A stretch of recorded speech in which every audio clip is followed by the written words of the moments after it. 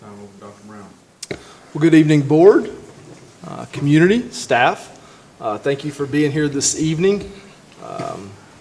We are officially underway of the 24-25 school year, and what an amazing start we've had. We'll hear some enrollment numbers later this evening, but I do want to say thank you to all of our staff, our teachers, our bus drivers, our bus monitors, our school food nutrition staff, all of the individuals who've worked extremely hard to make sure that we had a smooth opening. Thinking about opening a new school and all the changes that have to come along with bus routes, that come along with starting a new cafeteria. I was reminded earlier this week that we transport more students or more individuals on a daily basis than anybody else in our county. We also feed more people than any other entity in our county. So hats off to all those individuals. But excited to be here this evening and excited for all the amazing things that we're going to hear about and the fun stuff that's going on in our district. So, Mr. Hooper, hopefully you have something. We've done something that you can PR tonight. We'll see. So, all right. Well, I want to start by saying good evening and bringing your attention to the Save the Date for the third annual Teacher of the Year, Support and Bus Driver of the Year banquet. This year's banquet is going to be Thursday, September 26th at 6 o'clock. You'll notice that this year is going to be in the Brazelton Civic Center. We've kind of outgrown the Student Center at Empower, so we're going to be at the Brazelton Civic Center this year and appreciate them for hosting us. And the process to declare this year's honorees is underway at every school, and so we've looking forward to recognizing those folks, and we already have a great list of partners in education that are willing to support that night, so we please make plans to attend this great night. Next thing, remind you that tomorrow is our community kickoff. We're doing it on a Friday, not the night of a work session, so you guys can come this year, which will be great. But it is the second annual community kickoff, and that'll be at 4:30 tomorrow at Legacy Knoll Middle School's field. That will go to about 6:30 at night. We'll usher everybody towards the football stadium as East Jackson and Jackson County do have their preseason scrimmage inside Panther Stadium, which is slated for a 7 o'clock kickoff. And so we'll have inflatables and mini putt and face painting. Students are going to do the face painting, and there will be food trucks there for folks to purchase. So we're looking forward to that. We pushed that out pretty heavily through social media and Parent Square, so we expect a huge turnout for this and the game. And then finally, I want to give you an update on Parent Square. So we've been talking about implementing Parent Square. We launched it right before school started, released it to our community. Our district is 91% connected with parents through Parent Square. That's really substantial numbers. I want to point out that East Elementary is at 100% connected.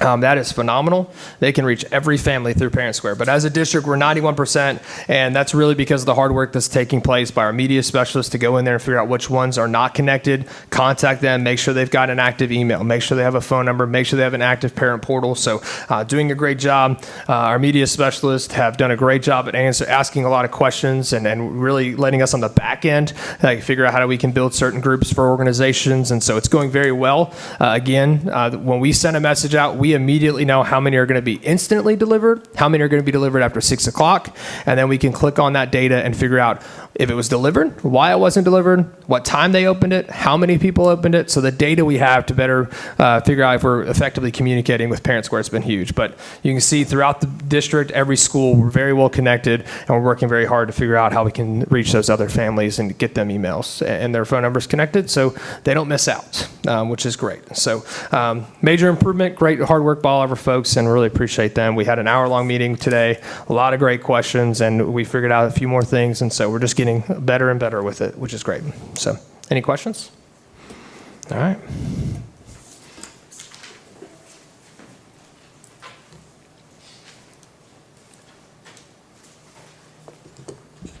Good evening. All right, I think Mr. Schultz, you're up first, so it's great to see everyone. I'm going to turn it over to Mr. Schultz to start off with a CTAE update. Good evening. I appreciate you letting me talk to you all about the CTAE and the programs and that stuff. This is a requirement each year that we actually look at our CTA program, see how we're using our Perkins funds, and actually look at that local application that we have If you want to go to the next slide, we can skip a couple slides in, or is it here? Ah, there it is. Those are the state mission and goals, but again, we try to follow a lot of those same principles here. But again, we work off of the local application that we apply each year in CTAE. This will match kind of very similar to the title programs with the federal programs and that stuff that you may have seen with some of the CLNA works very similar to the CLIP.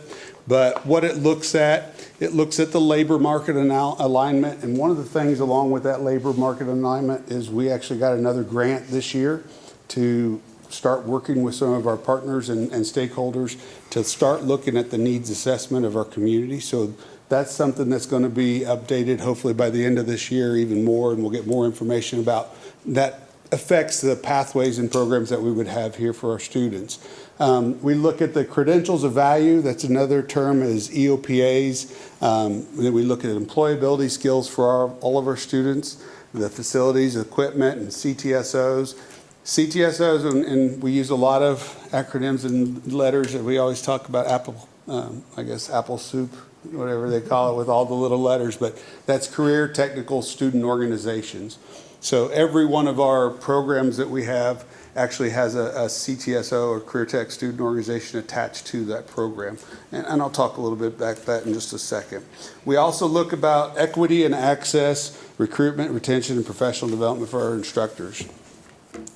One of the things when we're talking about equity and access really for all of our students, which is really kind of good that we've kind of got back to this, we are very equal pretty much across the whole school system. And the nice thing about Empower, all those students actually have the opportunity to even have everything. When every student has the same access to all the different programs. We did move the computer science program back down to Jackson County. So we got a brand new program that's starting there at Jackson County High School, a new instructor that's come in. But you can see too, all the middle schools all have very similar programs for all of our students. And those too have student organizations at the middle school level for those. When we're looking at Empower, you can see all the different pathways that are available here at Empower. One of the things, if you get a chance, we'd love to show you, we opened up the graphic design program over on eHall.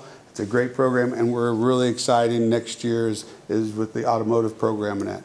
And as we said, we're doing the needs assessment, and we're continually looking at different programs that we're going to be implementing in the future years to come. Some of the things, too, we've been really working hard on is industry certification. And this is exciting to say. I mean, one of our goals, we're hope to have all of our programs industry certified by 5 years. And we've had a good start. The very first year we started here at Empower, we actually got construction. Then we've gone in with the horticulture, the veterinary science, the ag mechanics, and then also the film production here this past year. And right now, our business administration, all of our food sciences at both East Jackson and Jackson County are going through industry certification, and all of the healthcare programs that we're going through, and hopefully we'll have all of those completed. Well, we will by the end of this year. As we said, not every single program that we have in CTAE can be industry certified, but our goal is those that can, we're going to make sure that we are. So, and it is quite a process for our teachers. A lot of paperwork, a lot of documentation, but it's a lot of looking at numbers and looking at data, what they have, and it really does improve the quality of the program. And it's good to bring those stakeholders because they're the ones that actually do the industry certification at the end of the program along with those state leaders. So it's a good promotion really for our program, even with our community. One of the things too is our Career Tech student organizations. This is our goal is to continue increasing our membership in every one of our student organizations.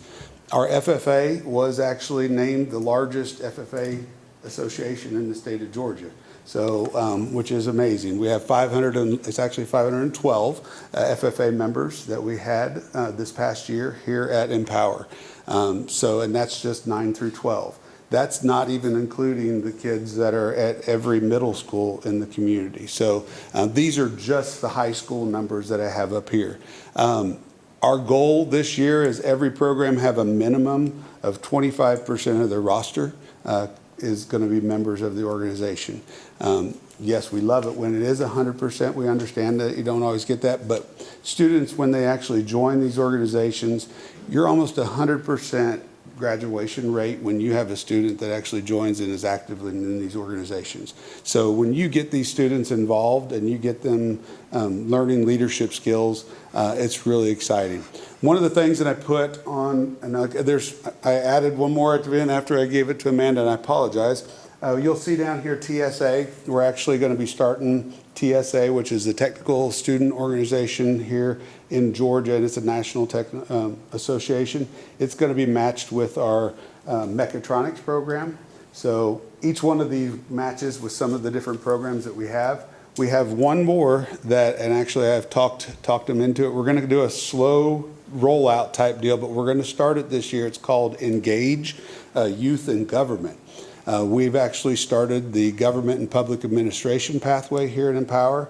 Mr. Darnell is our instructor here, doing an amazing job. Students can actually get government and economics credit along with credit for CTA courses themselves. So they can get 2 credits for taking one class, actually in multiple classes. But the Engage program is some of those students that might be wanting to do public service or government or anything. So it's called Engage Youth in Government. So that's another new one that we are going to be kind of soft rolling out this year and then do a hard rollout next year. But we're really excited about the opportunities these students are getting. Some of the data too, just to kind of show you with some of our EOPAs, they're changing the name at the state, but they're calling them credentials of value. Because these are credentials that if you or I or anybody in the public would be taking any of these same credentials, those are national credentials that they would take. Our students, they take their credential values at the end of usually their pathway, which is 3 courses. So if they don't finish the pathway, then they don't actually take the end of course test. We have a grant, a Perkins Plus grant, that actually pays right now for all of these certifications. Last year we paid a little over $20,000 for our students to take these different certifications. So when you see the numbers of the kids that are walking away, especially with those credentials that are really well known. That's one of the things that we're doing with all of our credentials. We're required by the state. Every single pathway has an EOPA. Not all of them are well known in industry. So we are doing a lot of looking at all of those, and we're trying to make sure that all of the ones that students leave our pathways and different things actually mean something, and the industries know what they are too. So if we have to follow what the state tells us, but we're also wanting to make sure that our kids get what's best for them too. So we're kind of looking at both those things. But one of the things that I really love at the bottom this past year, and you'll see kind of it a little bit in the next couple slides, the passings percentage this past year for all of our students that took, we were around 500 students, was 70.2% of them passing these. And I mean, those also include pharmacy technicians, phlebotomy certifications, clinical medical assistants. You've got, I mean, these are not just easy. I mean, pharmacy technicians, kids can literally leave here and work right along a pharmacist in the pharmacy. So the things that these kids are doing and what they're leaving our high schools with is amazing. And it's going to be hard to see, but one of the things, it's exciting and that stuff is in the Perkins world or in the federal world, we get what they call core indicators. And core indicators, they're lagging. And if you look right here, they're using 2023. So we're lagged back a little bit. A difference that they actually use for this data is that they actually look at the number of graduates, not just the number of 12th graders. So, I mean, it's going to be a little bit different than the CCRPI numbers that you might see or something in that aspect. But these are graduate students that are leaving high school and they graduated. But when you look at the data and where we're at, some big things when we're looking at, and I'm just going to come out here and don't step over that, but is when you're looking at some of the graduation rates in mathematics and science. You'll see we dropped a little bit. We had some new standards in some of them, but I see us moving up. Like when we look right here in terms of mathematics, we had a lot of new mathematics standards and different assessments that came out. The whole state went down to 38.7.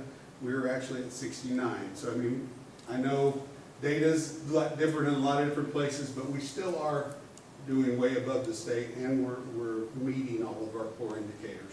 Because what we say too is the state sets an actual bar for us, and we want to make sure we go over it. So we're excited about that, and we continue to grow. We always know that we want to improve. One of the things that our CTA teachers did this past year, we did a lot of the UBD work this summer where our instructors really got in the classroom, or got together and did a lot of looking at the standards, and they really worked on literacy in a lot of their programs. So we are definitely trying to help with the whole school system. And again, when you're looking at the really what we're trying to hit too, we're looking at the hands-on. We want those students to be doing application, what they would be doing in real life. We want to put that relevance back in the classroom. We want to make sure that our grants and our funds that we use are looking at what they need and what the community needs. We look for those high demand, high career areas where kids can, if they wanted to leave high school and go get a job, they have some type of credential. But we also say if they want to go to college, even when they're done from college, they still have to get a job. So we want to actually help prepare them and help show them different opportunities, or even help them on into the military. We look at the credentials of values. We love externships. We're trying to do more externships with our teachers because the more that we can get our teachers back into the different industries, they can actually learn skills, may find something that we need to buy and things like that to get back into our classrooms for our kids for today. And then we want to continue increasing our CTSOs and all the stories of success. But I appreciate everything. Does anybody have any questions? You had mentioned that they don't take the credential or the testing unless they complete the 3 courses. Do we have many that will just take like 2 courses and then decide not to continue? Yes, ma'am. And a lot of times there is attrition really from the first course. You're going to have a lot of students taking the very first course. Yeah. It usually changes at that point. We have kind of a drop kind of going to that second course because they may want to just try it to see if they kind of like it. Yeah. Your first course is such a broad splatter of everything in each one of the areas. Some of the kids find out it's not for them, and then they go to another one. It is a goal we've worked, and I know we've pulled numbers and that stuff. I know Martha's pulled a bunch of numbers for me before too, and we've had some discussions even at the high school to increase our number of pathway completers. But we also want to make sure that the advisement part is going to be so important to help kids to understand what they're going into also, I think. But usually you have probably like a 50%, maybe not 50, but I mean, it's going to be a drop to that second course. It'll be a little bit less of a drop from the second to the third, because usually when they go into the second, then they know they're kind of, that's where they want to be. But good, great. All right. Thank y'all. Thank you.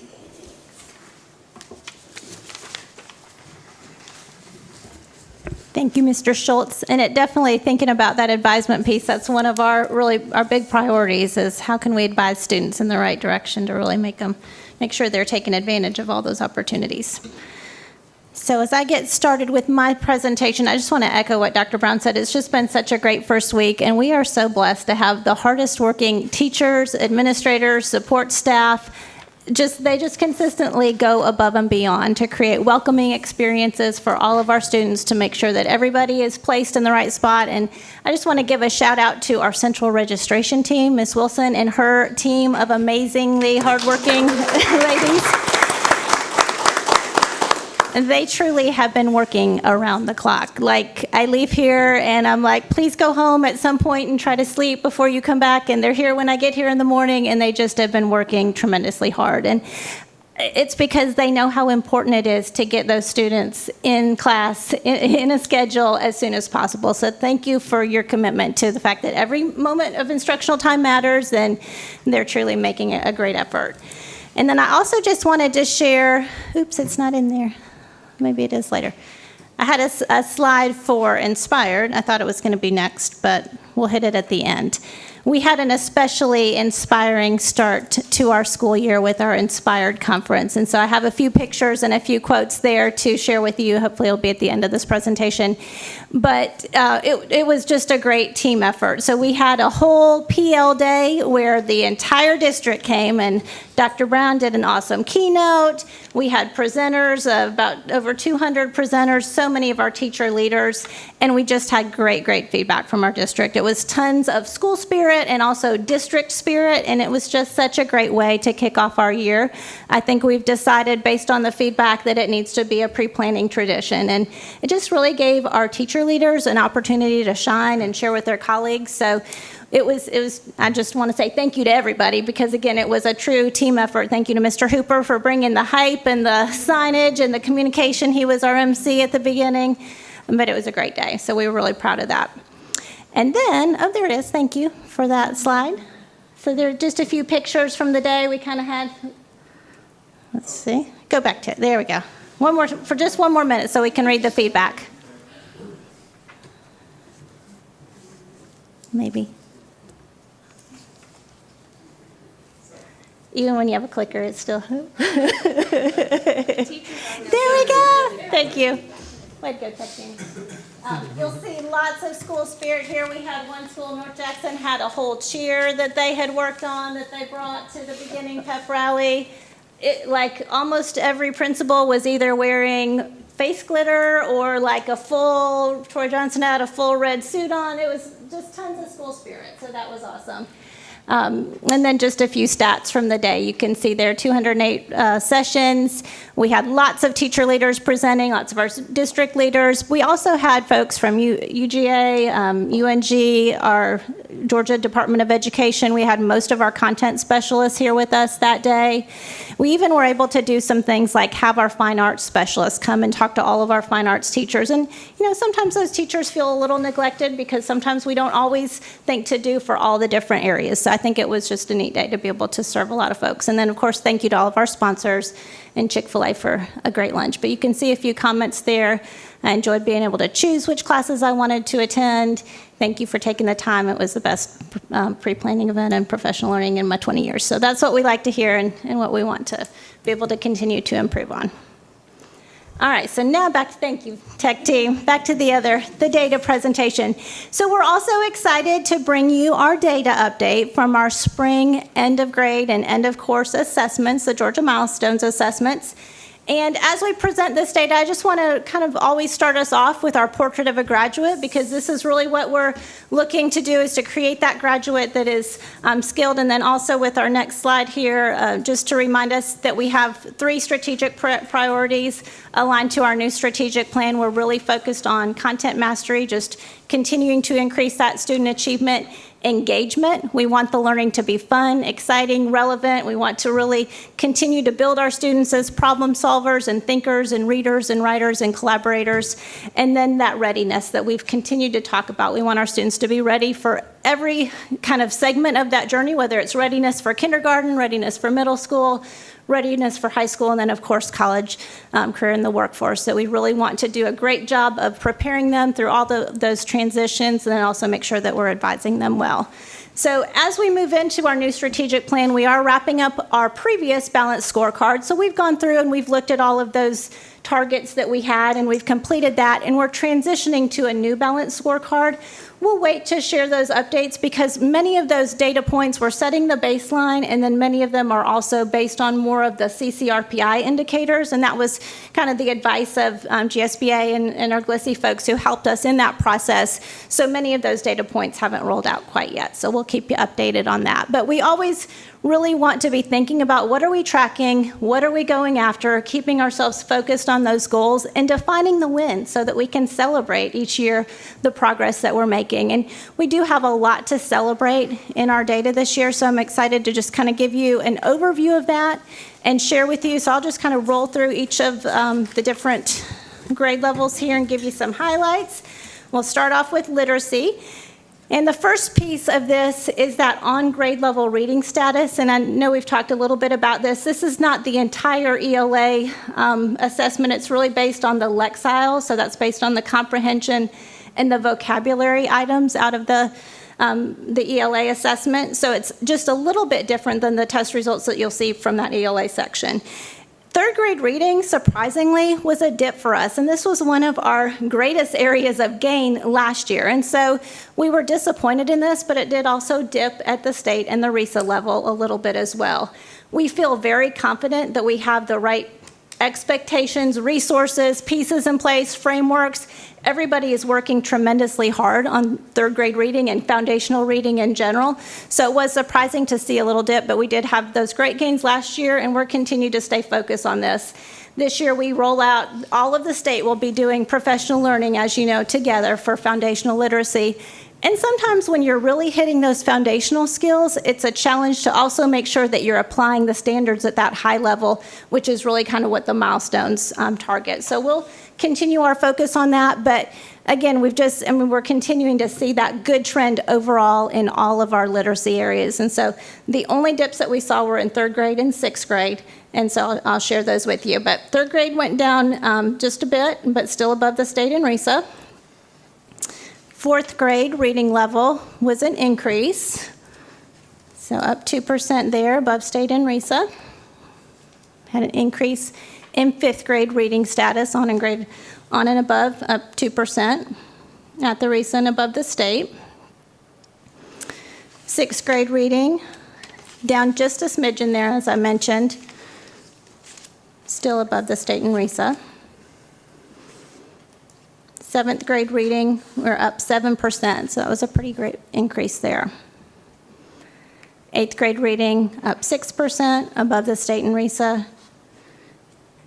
And then our American Lit reading status held steady, even though we had an increase overall in those ELA scores.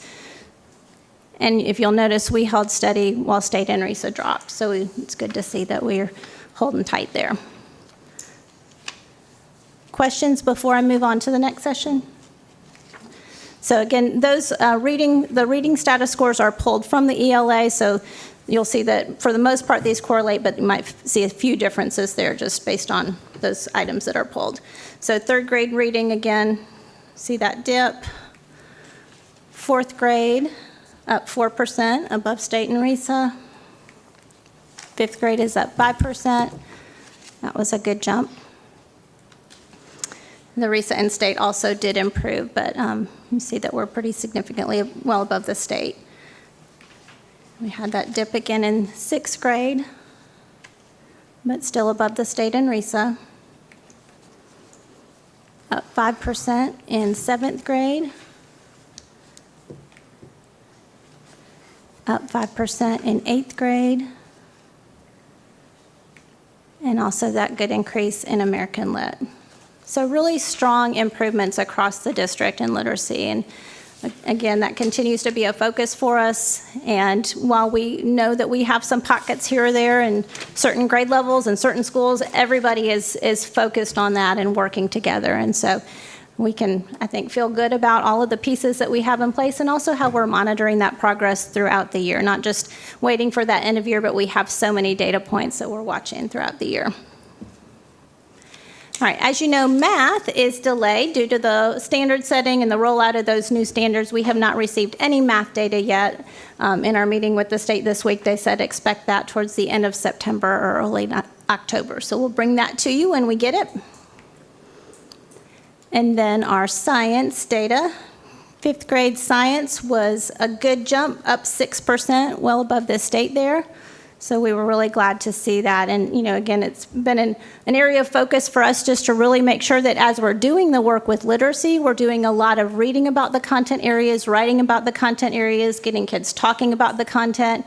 And we know that that really deepens the level of rigor. So it was great to see that pay off in our science scores. It's also been, you know, on the STEAM bus, there's a great literacy and knowledge building focus. And so even though that experience is not an everyday experience for kids, there's just been a tremendous amount of excitement, I think, around bringing the content areas together with literacy, which is great work.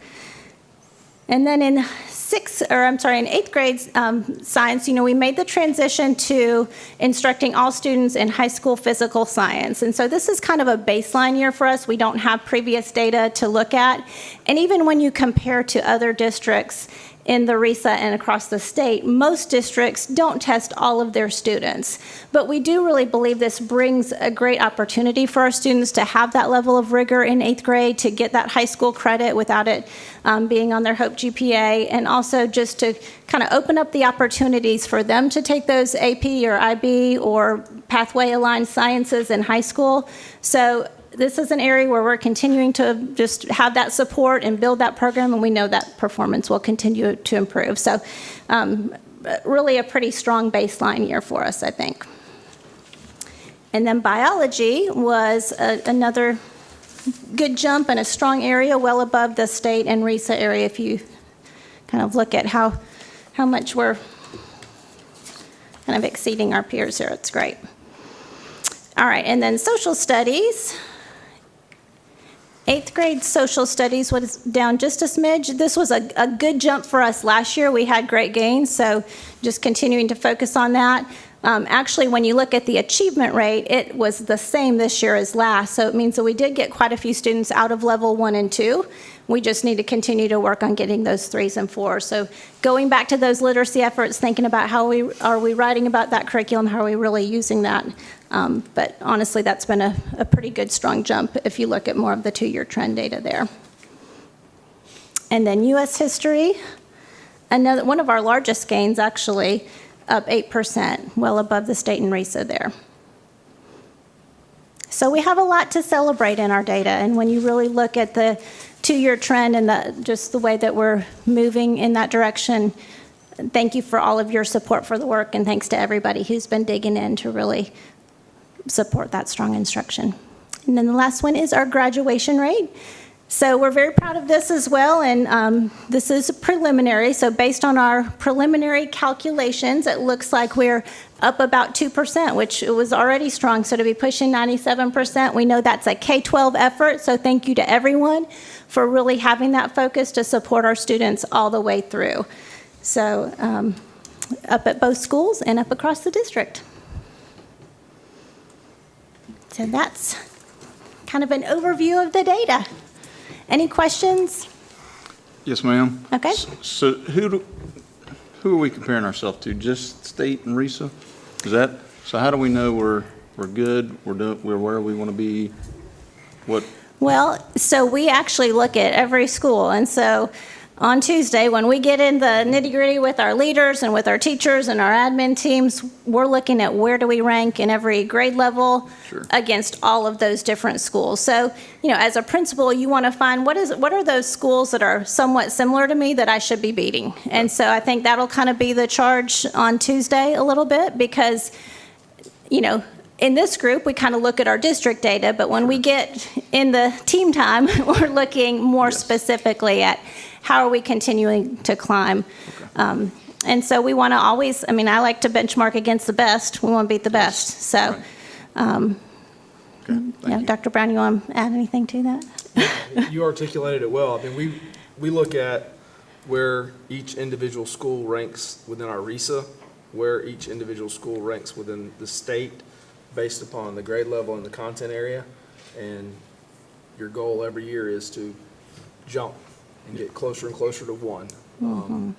And I think that's the charge, and that's one of the pieces of the data that our principals will receive on Tuesday. They'll get to see exactly where they rank in the state, where they rank in our RESA. And there are similar schools around us. I think schools can be competitive within their own district.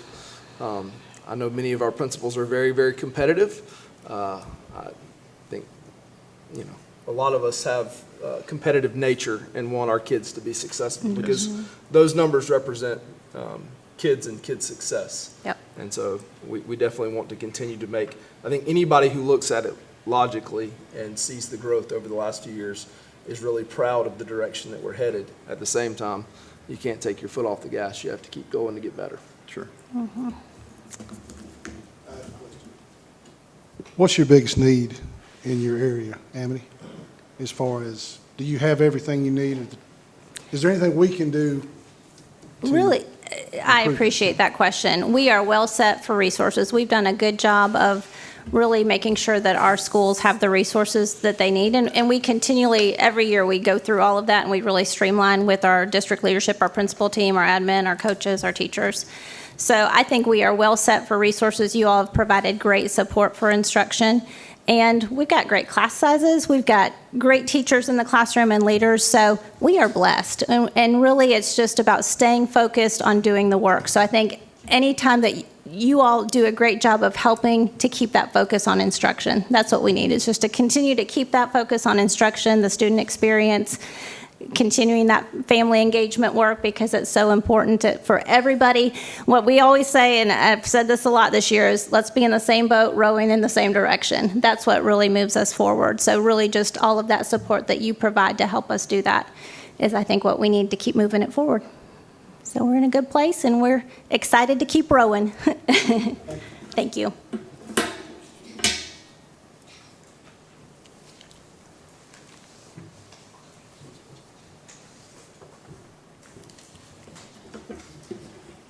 Okay, well, good evening. I am excited to be here tonight and share some HR happenings with you. I am sure that you've probably seen some press out there about some school systems that had to start the school year without teachers in classrooms. And I am so proud to say that we began our school year here in Jackson County. 100% of our classrooms had a teacher ready to go. And that just reflects our commitment to providing the best for our kids. It is a testament to our principals and the positive culture that they've built at their schools and people wanting to be there.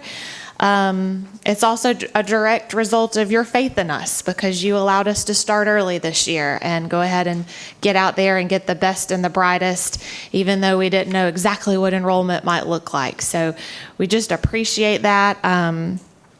All of our classrooms have a qualified teacher, and I can't say that enough, how fortunate we are and how wonderful that is, given some of the surrounding districts around the state did not get to start their school year that way. And we're able to provide that nurturing environment for our students from day one, and honestly, that's what HR is all about. So I am super proud of that for this year. And our principals aren't the only ones who have been busy. Our supervisors have as well. And so we only have a few vacancies left in our operations department. 95% of our bus driver positions are filled, 93% of our school nutrition, and 100% of our facilities positions, including custodians, are filled. And this is amazing considering we opened a brand new building, because opening a brand new building means that those staffs don't necessarily transfer. You've got to have new nutrition people, new custodians, new bus routes. And so just a huge thank you, and due to the dedication of Mr.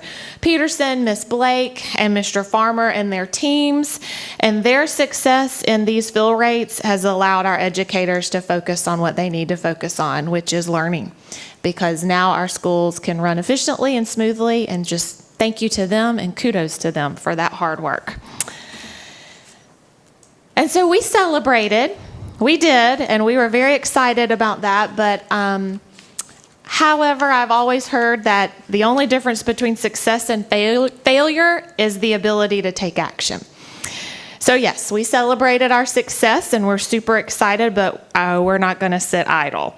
Our team is now focused on the strategic plan goals that we have on retaining all of those staff members, because it's great to have a hiring season like we did, but it's just a season, right?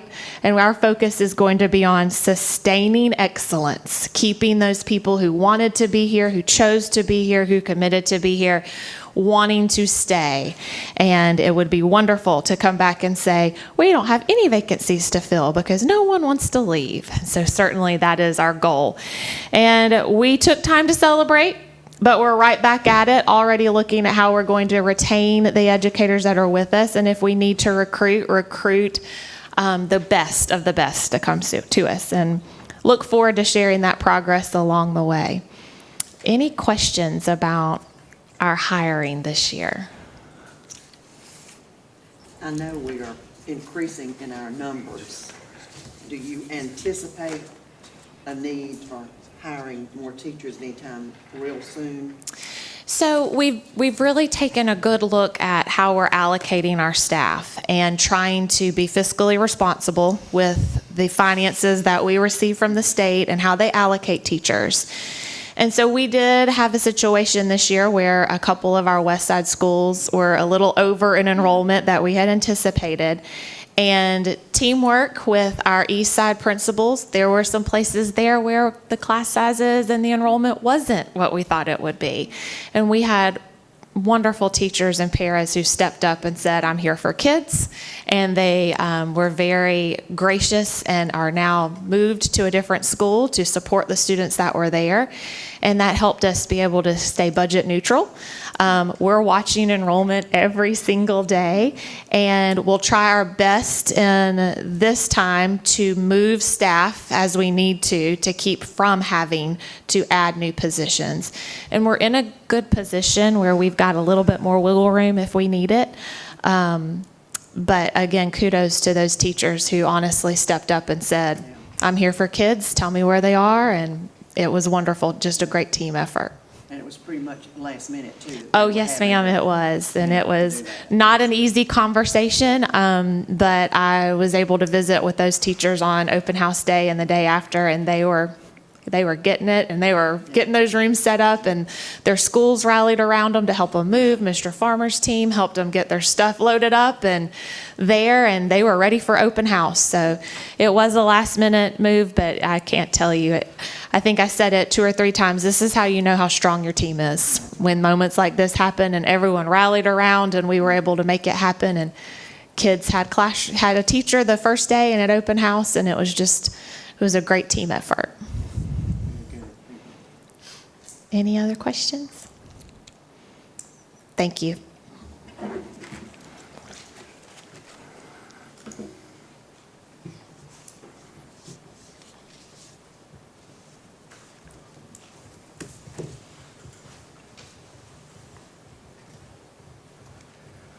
Well, good evening, everyone. It's great to be with you tonight. Grateful for a chance to share a few bits of information with you. We're growing. I get to say that just about every month, don't I? And if we look at the enrollment count as of today, we are at 11,183 students. And according to our central registration folks and Martha, there's several dozen still in the queue that are just getting ready to join us as fast as we can get them in. That is an increase over last year's August count of 550 students. So within the last 12 months, we've added 550 students, about 5.5% of our population. And looking at the numbers in terms of the differences from this year to last, we're looking at growth mostly on the west side. We do have a little growth on the east side, especially East Jackson High School was up 58 students. But we see Jackson County High School, which is up 140, and now at 2,234. It's a full building. West Jackson Middle School has grown to 939, and Legacy Knoll got over that 700 mark at 718. So we're grateful for that for them. They're certainly growing as well. We did see some real growth at Heroes. Went from 0 to 966. So that's a huge growth. That's actually the #1 growth school that we have. And that was a huge relief. And thank you to the board, because when you think about the vision that you had with Dr. Brown in terms of putting that school in place and taking 966 kids off, right, and the pressure that had put on North Jackson and on West and on Gum Springs, and giving those schools that little bit of breathing room, it has been huge in terms of starting the year. And those principals and those teachers and those communities, I think, really are grateful for what that's done for the students, right, and the learning opportunities that those students will have now. So I think that was wonderful. It's something just to touch base there with. But of those 966, just to let you know, 221 of them have already added to themselves to those other 3 schools. So they're growing fast. And we knew that was going to be the case, and it's just showing itself in terms of the enrollment. So we're up 550, and more kids are coming each and every day because Jackson County is a place they want to come, and we're grateful for that. So that's a good thing. So that's our enrollment report. Any questions about enrollment? Very good. I do have one other item to share with you. We're very excited that this year, as part of our community outreach and parent involvement, we're going to be partnering with the GSBA in implementing the Volunteer Instructional Leadership Learning Academy with our parents. And each of our schools will reach out and partner with 2 parents to allow them to be part of this program. And what that program will do the aim of the program is to empower school districts in educating our communities about the operation and significance of our system, right, and all the things that happen within our schools. It fosters well-informed community that actively supports and understands the goals and functions of public schools. And so we think it's an important piece. So we'll have those folks come for 5 sessions throughout the year, and within those sessions we'll talk about governance, we'll talk about teaching and learning and all of our different operations, finance, human resources, student support, public relations, and then highlights from each of our schools as well, and give them a chance to really know what it is that we do and how we do it, so that those folks can then become liaisons, right, within our community. And each year our goal is to add more and more folks through this program and allow more and more of our community to better understand the inner workings of our system. There's nothing that we do in secret, but we want those folks to be here and for us to really just be in front of them, to have conversations and talk about some of those things, so that more and more of our community can partner with us and promoting what we're doing here in Jackson County and better understanding those pieces.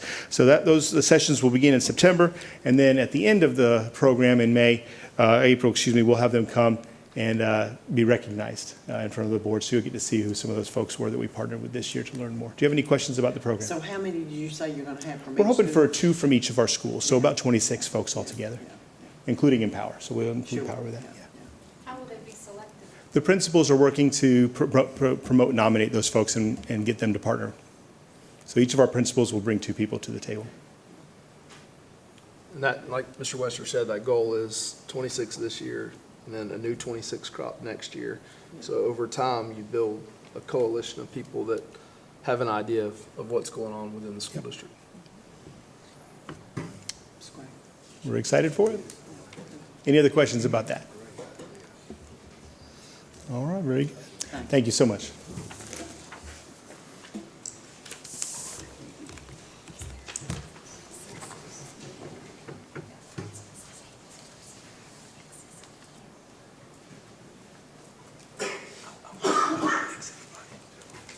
Good evening, Board.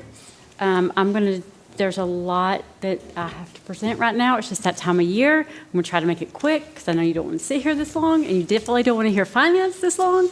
So we'll go ahead and start with our monthly financials. And as you can see, we had a good month with SPLOST, and our 12-month average finally hit that 1.2 million mark. So that was pretty exciting to see. And we're up over last year, and the only thing that really we're not above is our against the average, against the 12-month average. But our SPLOST funds are looking great, and as long as they just keep going up, we will be really happy. And then our overall financials. As you can see, of course, this time of the year, we're basically working off of fund balance and QBE because we're not getting a significant amount of property tax revenue right now. We've just got a few things, some grant reimbursements, some miscellaneous reimbursements coming in right now, and that's kind of why our fund balance is so extremely critical from July to November, because until we start getting those tax revenues in, it's obviously, our funding from other sources does not cover the capability of us to completely operate. So the fund balance is critical. But we are at 4% of revenue collections. And then if you look at our expenses, it does say 9% at 8% of the year. But if you take out those open purchase orders, which again is not anything that's been paid, it's not anything that's been processed, it's just requests that are sitting out there that eventually at some point will be processed and paid. We actually are right at 8%, so we're at a good place. As far as our expenditures, we're right in line where we should be. And then if we want to go to the next slide and look at fund balance. Or we... Okay. So our fund balance is, again, like we've talked about this month after month, because of the significant things that we have done out of general fund, such as land purchases, finishing heroes, bus purchases, technology. We have done some really, really, really big things out of general fund over the past year. So our fund balance has helped us do that and helped us do these things without having to generate more debt. So fund balance is a little lower than what we expected or what we hoped, but it's fine. We're good, and we will just continue on. And when tax revenues start coming in, we will be in a good place.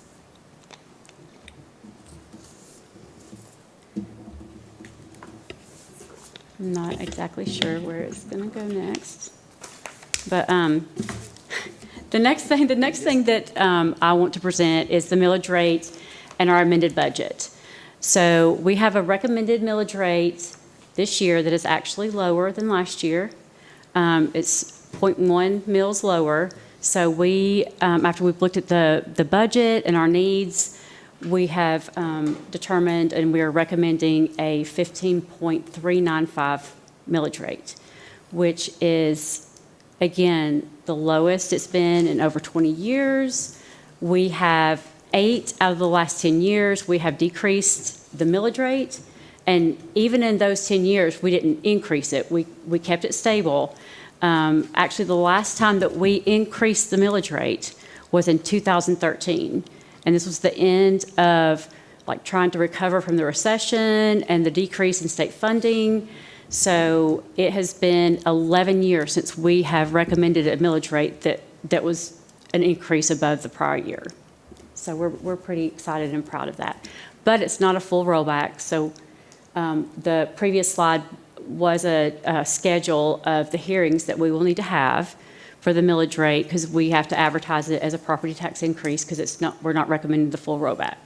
So we will have those hearings over the next month or so, and in with that, we will also have the hearings for our amended budget.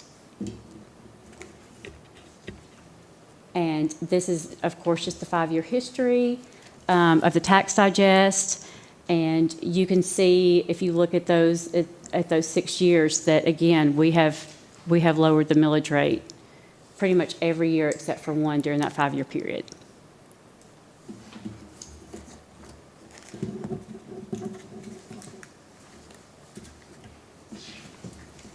And that slide actually is it's an example of how the millage rate that we're recommending, how it would impact the different property values. And you can see that the difference between the rollback rates, like if we had recommended that, and the rate that we are recommending, it then calculates what the difference in your property tax would be. So you're talking about anywhere from a $51 to a $342 year increase for a property tax bill. So I think that's pretty reasonable.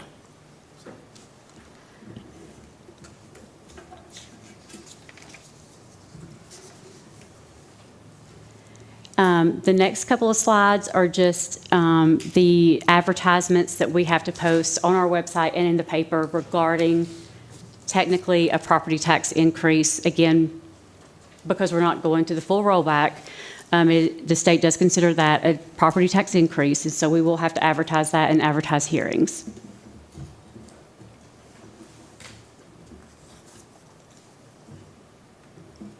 And this is just the additional advertisements that will be in there for each of the weeks that were the part of the weekly advertisements that have to happen before each of the meetings that we have.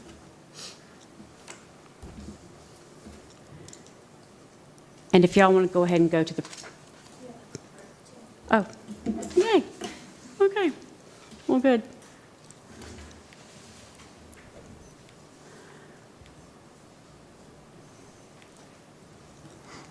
So I wanted to point out some of the highlights that we have for the budget this year. And that is, one, I want to start out by saying that the amended budget is balanced. So between the increase in the property tax digest and the way that we budgeted for our tentative budget, it is balanced, and that's a great thing. We're not expecting to have to eat into fund balance any this year for any of our activity. We also did a $2,500 increase for our certified staff, along with the 2 additional steps on the salary schedule for them. So really kudos to you guys for supporting that, because that was a huge thing, and we've heard great, positive feedback on that. We also did a 3% increase for our certified non-teaching and a 4% salary increase for all of our classified. So it was a great thing. We had set aside for the finishing of Heroes Elementary, which again, we're able to do with no debt, additional debt to the school system. So again, 2 schools, payoff of previous bond debt without having to take on any additional. We also, with Heroes, have removed multiple units, mobile units from West Elementary, Gum Springs, and North Jackson. So not only is it an amazing thing that the kids are now in a permanent facility, but that permanent facility is also saving us money because we're not having to pay for the mobile units. So it's just makes that experience a little bit better for them. The state also this year really focused on giving us, trying to really support transportation. Over the past several years, of course, with fuel prices going up and bus driver salaries going up and benefits going up, it had gotten to the point where state funding was barely covering 10% of our actual costs. And with the increase in the support, we're at almost 35% of funding for that. And then another great thing that the state did was support safety and security for our schools. And so each of our schools are getting over $47,000 to improve, upgrade, and support safety and security.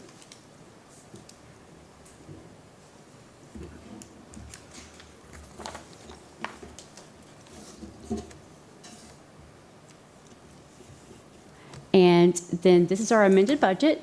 And again, I want to point out that it's balanced between our revenues and our expenditures. The increase in expenditures is about $1.4 million, which is, we've allocated that to make the final payments on Heroes Elementary for this year. So everything else, all the other expenditure areas are the exact same as what was presented in the tentative budget. So no increases in any other areas. The things that have significantly impacted our budget this year, we have discussed previously, but I just wanted to remind you that state health increased significantly, TRS increased. Those are 2 things that we as a local system do not have control over. The state mandates that, the state determines, the state tells us what we have to pay for those 2 items. We've also got the staffing and operations of a brand new facility that was an impact on the budget. Salary increases, growth positions. Of course, again, we're really focusing, like the state is, and like the state is supporting, we're focusing on safety and security for our schools, ensuring that we have school resource officers in the locations we need them, and to make sure our equipment is upgraded and useful for providing that security. We also have technology, which of course, as if we grow and we have more students, we have to buy more technology devices. We've also created, and the technology department has done a great job at creating a replacement cycle so that as devices age out, then they've got a plan to budget and get those devices replaced and get new things in the students' hands. And then our RESA membership has gone up a little bit. Again, most of it has to do with our growth and the type of students that we serve and the needs that we need from those services that RESA provides. So this is really, to me, extremely interesting and exciting. Over the last 5 years, if you can see, this is an analysis of the staffing that we earn from the state for our QPE funding. And if you look at it, you can see for the last 5 years, we have earned 230 additional positions from the state, which if you look at it, the average cost of each of those positions is about $100,000. So over $23 million we have earned, and additional funding from the state we've earned just because of the way that central registration and the schools and the staff and the administration's schedule and keep up with the information on students. It has really, really, really helped us as far as growing our staff. So you can see each year from 21 to 22, it's around 29 people, 22 to 23, 71, 75, and then a little over about 56. So huge, huge growth in our earned positions from the state, which is amazing because, again, each of those positions equal more money. And so those were the highlights of the budget. Our millage rate, like I said before, is what we're recommending is 0.1 or a tenth of a mil less than what we is currently levied. We are keeping the bond millage rate the same, our recommendation is.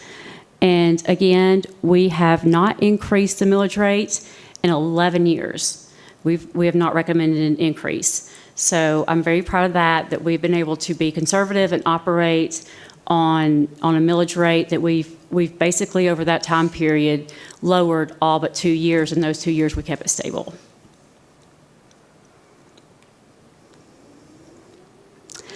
This is just a reminder of things that I think a lot of the public doesn't know. The tax commissioner's department collects or retains 2% of our revenues to collect our taxes. So basically, what we levy, we get 2% less. And this year, based on the tax digest and the recommended millage rate, that equates to over $1.4 million that shifted from our operations to revenue for the county. And this is just to show our timeline and kind of how we have to try to develop a budget and make decisions that impact an entire year of operations with information that we don't have the full knowledge of as far as the tax digest. So it shows you that we start early with the budget process and make decisions about hiring and additional teachers and everything in early spring, and we just received our tax digest the middle of July. So it makes it a little difficult to make long-term decisions when you don't have all the information. Again, this is just the 5-year history. And then just things to keep in mind and things that we're going to have to consider for many years is the state's decision as far as our employer portion of state health and TRS. Those are huge things, of course, with our growth facility needs and how we're going to manage that and pay for that and handle that and plan for that. Competing with surrounding counties with wages. We want to make sure, like Cameron mentioned, we want to make sure we get the best of the best. And so we want to be able to compete with everybody around us to make sure we get that. Reassessment of our property values. We have not received the study to show us kind of where we land as far as a study that the Department of Audits does to tell us how close we are to where we need to be as far as our property values. So, but the last one we had, we should be at 40%, and we were at 31%. The county was. So that's how undervalued the property was here in Jackson County. Again, the timing and the amount of local tax digest and, of course, state funding. Those are huge pieces in determining future budget decisions. Do y'all have any questions? None? To be continued. Oh, no. Okay. All right, thank you. Anna.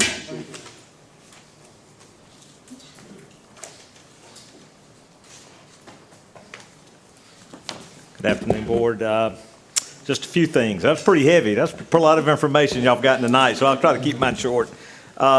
Just want to kind of, speak on the growth opportunities as our numbers increase. We've got to kind of think, we've got to do forward thinking on the operations side to be able to keep up. So we're certainly in that mindset of what's next and looking forward to those new opportunities.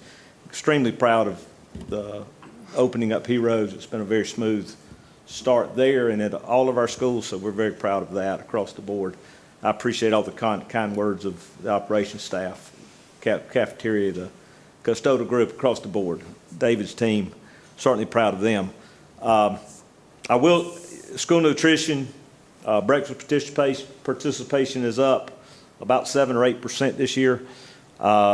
Compared to last year, it's reaching the levels of the previous year where we gave free lunch, free breakfast to all students. So proud of those numbers. We're about 9.2% increase at our lunches, so we're seeing an increase there. Proud of that. A quick story, I was at South on Monday morning. I had gone back to visit the cafeteria staff. I was out on the bus ramp. We're just trying to watch things to make sure things are running smooth, and I happened to stop by and speak with Ms. Adams, and as I'm standing with her, a kindergarten child comes over and she's got a breakfast bowl with her and her forks in her hand, and she hugs Miss Adams, and she hugs her around the leg and says, good morning. She says, Miss Adams, I don't know who made this morning, but they get an A+. And she said it so fresh and so, I was texting Taylor, man, you won't believe what and of course it was a new recipe they had put out that day for a breakfast bowl with some sausage and egg, and we were extremely proud of that. That was kind of a highlight of the week, if I can say that, to see a kindergartner excited about the meals. Across the board, our transportation's gotten off to a good start. Bus drivers are doing an excellent job. We are down a few drivers. We are having to double up a few routes. Standard in that world. Staff at schools are pitching in, and they're great. They're getting the kids off the buses. They're getting kids on buses. Car rider lines are doing great. We struggled the first few days were tough, but we're on track. There was a challenging day where I-85, we had a tanker truck turnover and all the traffic was in our community. That created challenges, a lot of late buses that day, but overall we've just had a tremendous week, tremendous 5 or 6 days in transportation and school nutrition. We do have drivers in the pipeline training, nearing completion of that training, so we feel like we'll be in pretty good shape or getting in better shape as we move forward. David's team on facilities maintenance, this is early in the year. It's been hot, if you hadn't realized that. We have a lot of needs inside our buildings, but we're cooling those classrooms and trying to make teachers happy and trying to keep kids in a comfortable position where they can learn. Today, as we announced last board meeting, we put out a bid for the new lab here, our auto lab, and for the HVAC and lighting and flooring at this facility here at Empower. We had a mandatory pre-construction bid this morning held here. We had 7 firms show up to go through that conversation about moving forward. We're excited about that. The bids will open on August 22nd, around 2. We hope to have the selection of a CM on that project presented in September, at the September board meeting. Now, at that time, we will not have a guaranteed maximum price. We'll work with the CM and come up with that guaranteed maximum at a later date to bring to the board for approval as well. Besides that, I don't have anything. Any other questions? Yes, sir.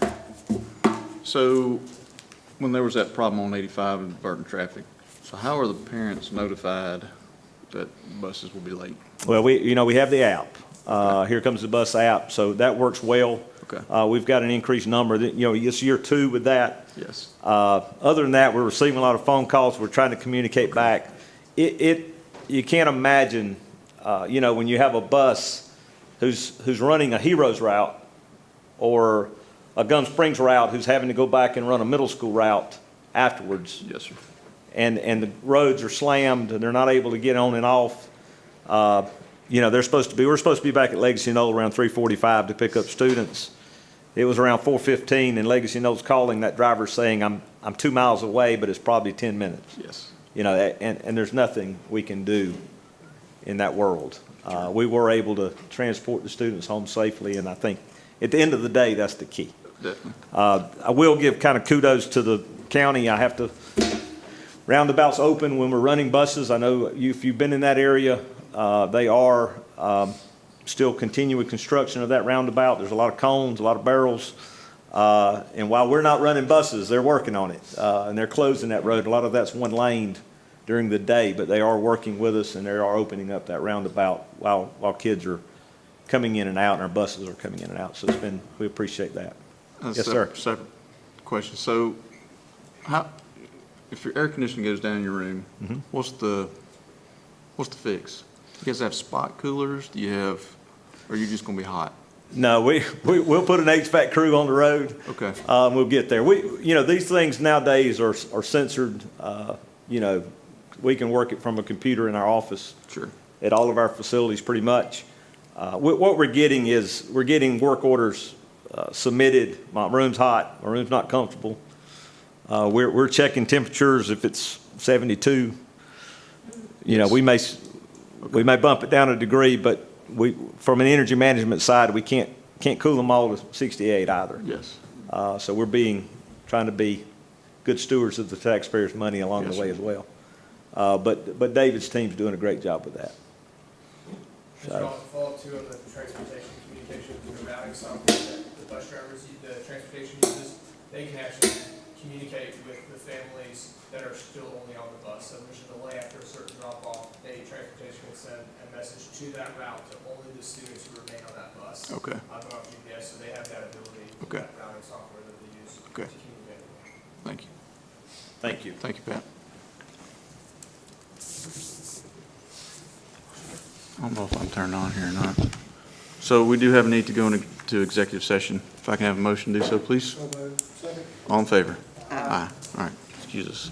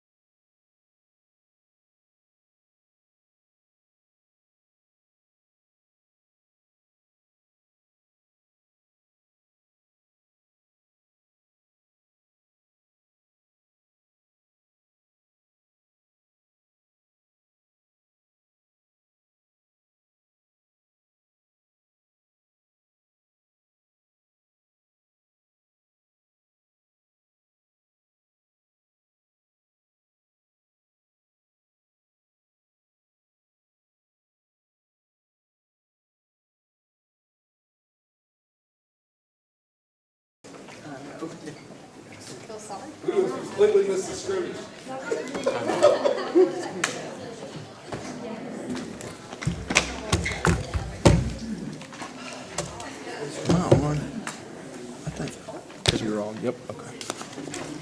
This cold in here. Cut the air down, save money. Cut the air down. Sorry. Cut the.